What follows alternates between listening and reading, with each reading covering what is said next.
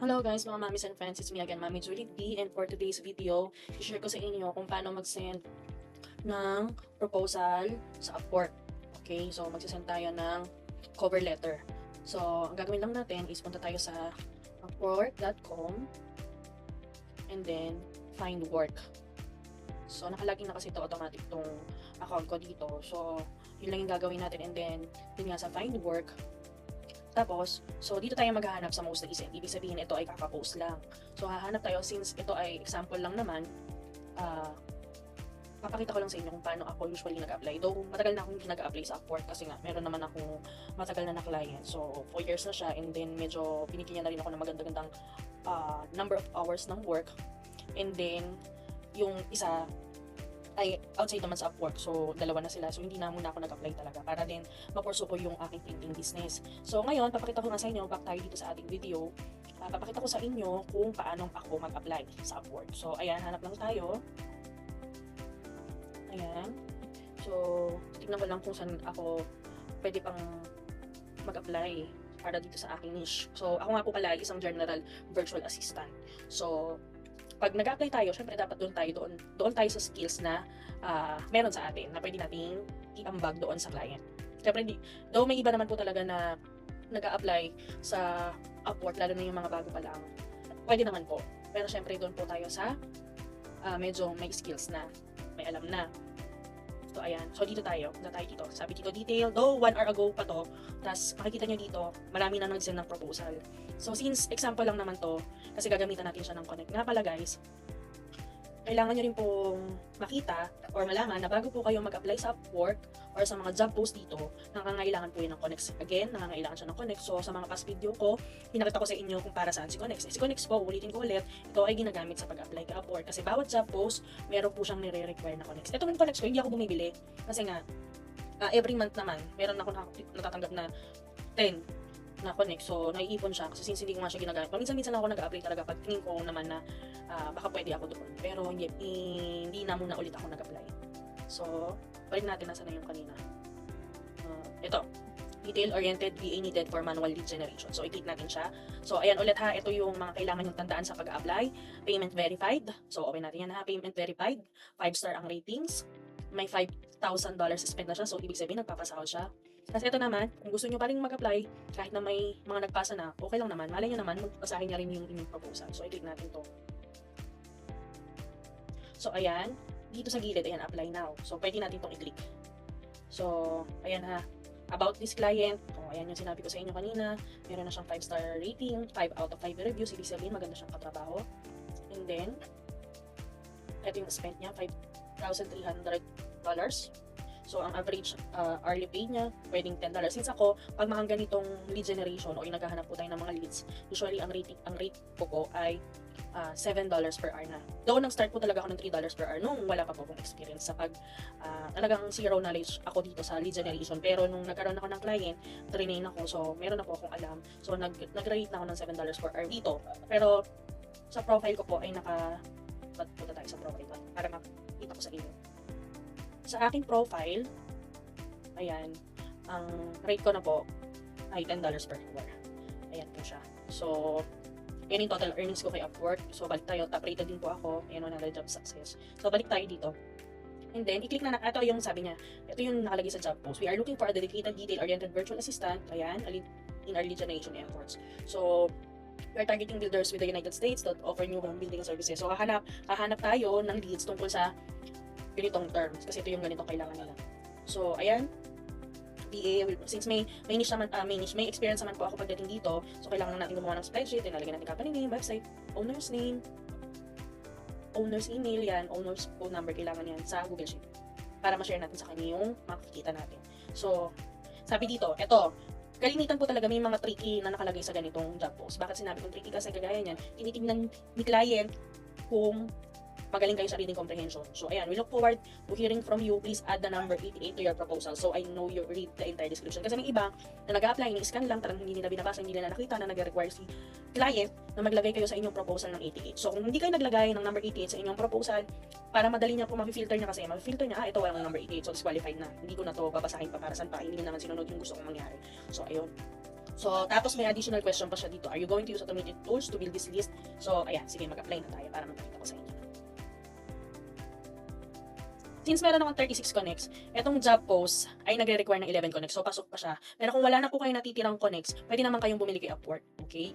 I-link nyo lang inyong card para makabil kayo. So, ayan. Tapos, ilalagay na natin dito. So, kagaya kanina, dito, nag-automatic siya. Your profile rate is $10. So, pwede na siguro sa atin dito ng $7 per hour. Ilagay natin. And then, sabi ko sa inyo, since si Upwork, dahil si Upwork po ay parang agency or agency naman talaga siya or platform, bawat sahod po natin, meron siyang 10% na freelancer service fee. So, ang matatanggap ko na lang po ay $6.30 per hour. Meron pa yung fee pag winidraw nyo siya. So, ako, pwede kayong gumamit kung anong PayPal. Ako, direct to bank ako. So, sandali lang naman siya, nag-a-appear agad siya real time. O minsan 30 minutes, ganyan. Madali lang sa BDO. So, ayan. So, dito tatanungin kayo, schedule a rate increase. How often do you want a rate increase? So, ako, hindi kasi ako nag-aano talaga dito, parang hindi ako nag-require ng increase. So, siguro every 12 months na lang. So, yearly. So, yung since bidding yan nakita nyo kanina na meron ng mga nakapag-apply or nakapagpasa ng proposal. Siyempre, kung ako si client, maghahanap ako ng mababa yung kanyang ino-offer na rate. Pero, skilled siya or expert siya doon sa hinahanap niya sa job post niya.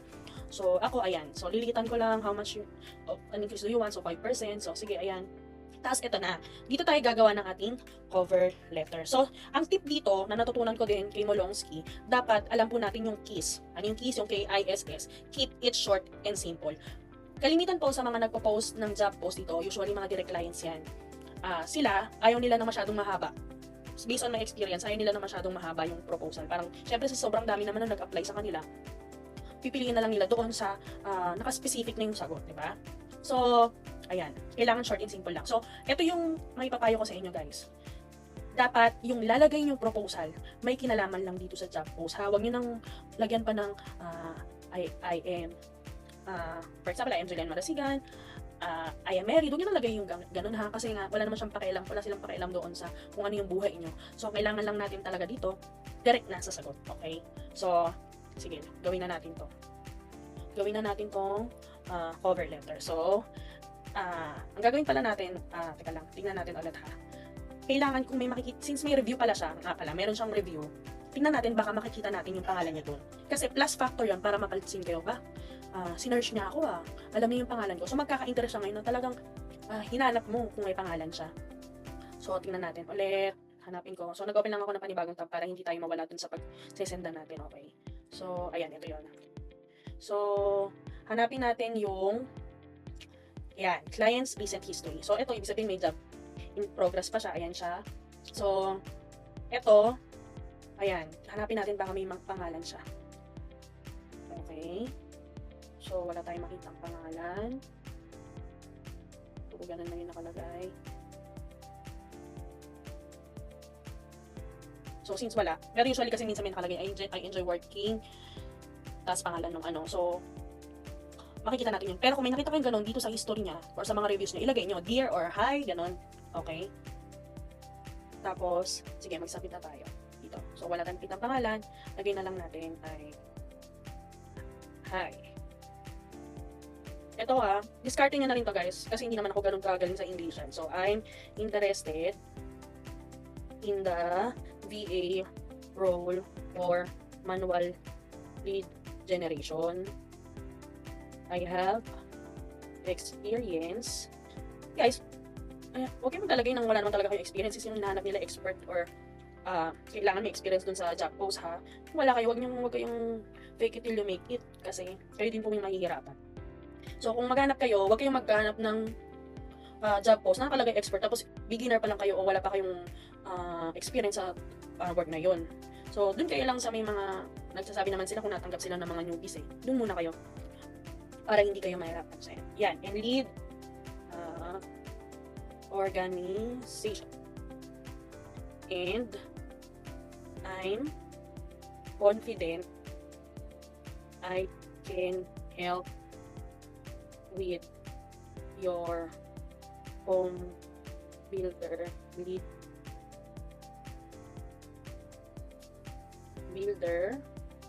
lead efforts. So, ayan. I look forward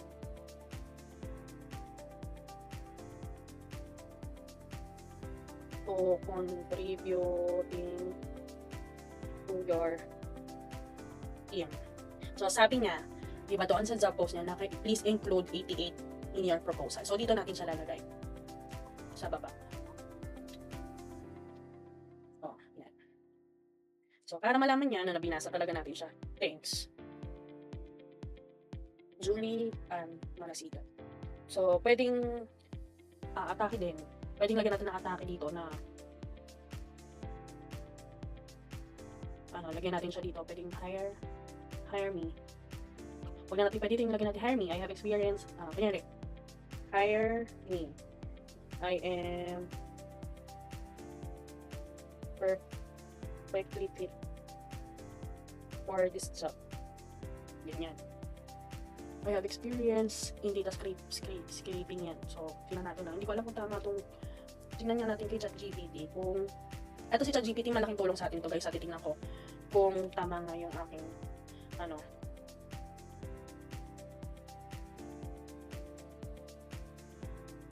please check if my grammar is correct. Kasi hindi tayo galing English, so kailangan si ChatGPT or si Grammarly. So, ayan o. Hire me, I'm perfect. Ayan o. So, ito lang daw ilalagay natin. So, ayan. So, lagay natin ito dito. Hire me, I am perfect for this job. So, ayan. So, kapag, ito, may isa pang question pala. So, kailangan natin sagutin to, okay? So, ang sasagot ko dito ay no. Kasi nga, di ba nakalagay dito manual? So, manual lead generation. So, tingin ko, para sa akin to, tingin ko si client, wala, ayaw niya ng, ito kasi nagagamit ko naman talaga to Hunter.io, ZoomInfo, Seamless.ai yan. Pang, yan eh, magagamit niya mga tools na yan for data scraping.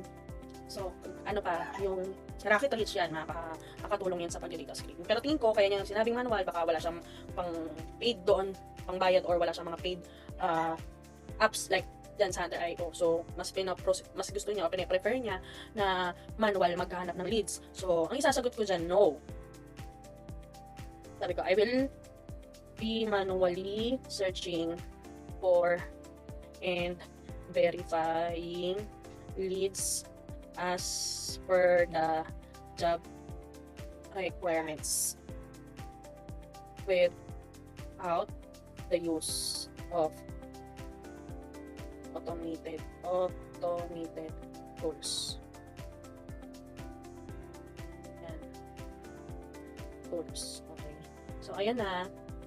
Tapos, submit. Click mo lang to. Submit proposal.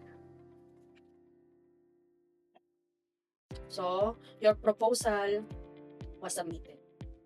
So, ayun guys. So, pinakita ko na sa inyo yung kung paano, kung may idea kayo lalo sa mga bago sa Upwork, kung paano mag-apply or mag-send dito ng proposal or ng cover letter. So, bibigyan ko din kayo, ayan o, meron din sila mga plan. So, bibigyan ko din kayo ng, siguro, ng tips kung paano ko ginagawa yung, iba.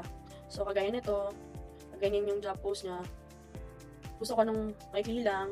So, kunyari ito, or kung hindi talaga kayo ganun kagaling sa English, pero gusto nyo mag-apply, though alam nyo naman kung paano i-work out o maipapakita yung skills nyo, hindi lang kayo ganun kagaling sa communication, kailangan natin si ChatGPT dito. Okay? So, wag, ganyan, please make a cover letter for this job post. Tapos, ayan. Tapos, sasagutin niya na.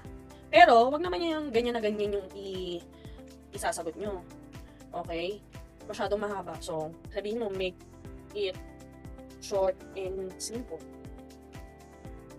Tapos, i-copy-paste nyo or i-edit nyo, kayo na bahala doon, ha? Kasi baka sobrang i-check nila yan na gumamit kayo ng AI. Pero, ito, ina-advise ko para sa akin lang, ha? Para lang matulungan kayo kung paano mag-send ng proposal na magbibigay ng diin dun sa job post niya.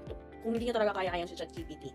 Pero, para ma-improve yung communication skills natin, kagaya kung ginagawa ko ngayon, mas nagbabasa ako ng mga sa English, nagbabasa ako niyan, tapos nanonood ako ng mga podcast para ma-practice ko din yung communication skills ko. So, ito din, hindi ko kayo ina-encourage, laging si ChatGPT yung gagamitin nyo. Pero ito, gamit na gamit ko talaga siya lalo ngayon sa work ko. Okay? So, salamat guys. So, kung may natutunan kayo, please like and share yung ating videos para mas marami pa tayong matulungan. At ayun lang guys, see you on my next video. Bye-bye!